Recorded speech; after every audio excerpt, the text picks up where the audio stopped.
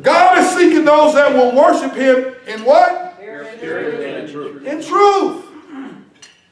The very plan of God from the very foundation of the world was that we would worship and fellowship with God. And listen, we still haven't got it right. True. We still haven't got it right. Don't you long for the days that we would just come in? This is the church that I grew up in. I'm gonna give you a little taste of it. Thank you, Jesus. There was always somebody down there praising and worshiping God. They didn't have to wait till Sunday. They didn't have to wait till Wednesday. They wanted to be, and they understood that being in the house of God, that's where the presence of God was the strongest. And they wanted to be in the presence of God because they knew that the presence of God could change them. Amen. They knew that he could change them. Yes. They knew the presence of God could heal. They knew the presence of God could manifest miracles. They knew it. So they wanted to be in the presence of God. Hallelujah. My grandfather would pray 4 and 5 hours in tongues. Wow. That's what I grew up in. So excuse me if I have the desire to see the glory of God fall like never before. This is a dress rehearsal.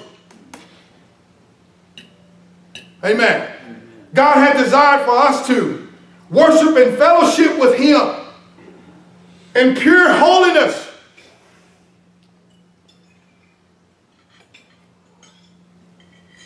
And we have fallen short. I hear people say from time to time that they get tired of mundane church worship. That's because the heart is not right. All worship can be glorious, even from reading from a board, if the heart was right. Amen. Yeah. Even scripted worship is okay. It's okay. In Revelations, and I'm going to show you something. In Revelation, it talks about this new song that they are singing. It's already scripted. And when we get there, we're going to join in and sing the same song. It's already scripted. Amen. Amen. So don't allow people to say that scripted worship is not God's will. That's not the case. We have to be careful, men and women of God. And what we say is what is and what is not God's will. One thing I do know that God's will is that we will become worshipers of him. Amen. I do know that. Yes. I do know that God has called us to righteousness. God has called us to holiness. That's one thing I do know. He's called us into a greater glory. Yeah. Amen. Amen. That's what I do know.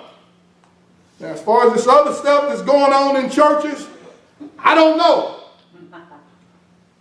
And it's not my job to know, or it's not my job to care, because this is one thing I think I've shared with you before. That it's God's blood that sanctified and called his church, not us. So we have to be careful in what we say about God's church, because it's his blood that sacrificed for his church, not us. Amen? We have to be careful. Really careful. That we don't offend God in saying what his body is not doing or not doing. Let's be careful.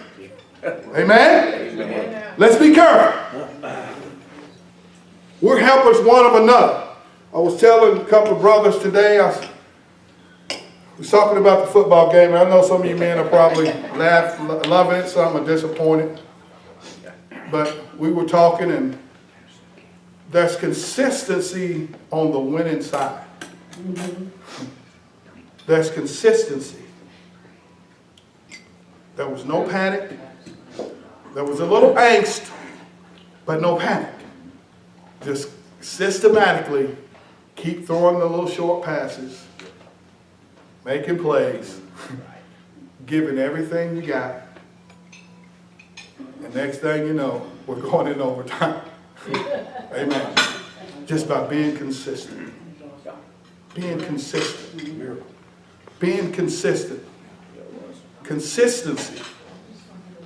Being consistent.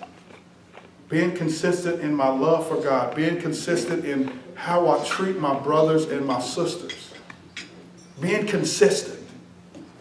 Not being easily removed from my position that I love you.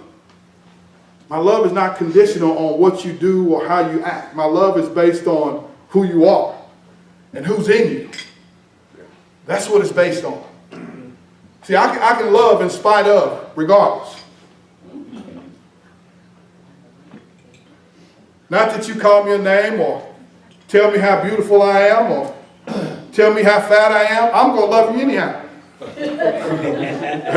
Amen. Because I know some of y'all think it. That's okay. It's a full Amen. gospel. It's a full gospel. It's okay.